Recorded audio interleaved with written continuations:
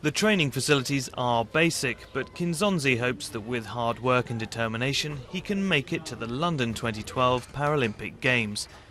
He contracted polio as a baby, leaving him reliant on crutches and, for his love of sport, on a wheelchair. But through basketball, shot put and volleyball, he's hoping to make a name for himself on the international stage. The prospect is really exciting, because I never expected to one day be able to travel for a sporting event. I would be the pride of my country. If I could take part and win a medal of some sort, that would give me enormous amounts of pleasure.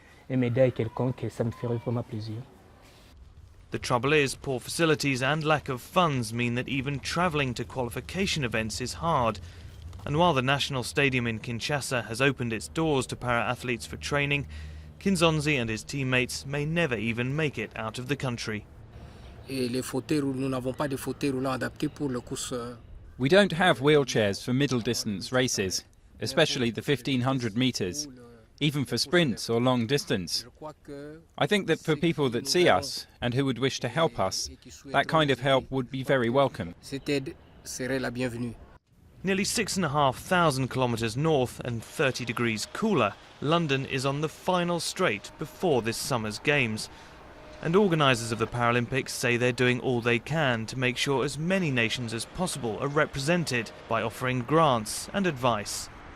There's more athletes coming from Africa, and what we are doing with a number of the new developing nations who are getting involved through the Paralympic movement for the first time is giving them the tools to develop. So what we do is we work with them to help put the structures in place so they can grow, increase the numbers of participants and work closer with their governments as well, because it should be the government who is central to the growth of the Paralympic movement. They should be supporting sport for people with a disability in their country.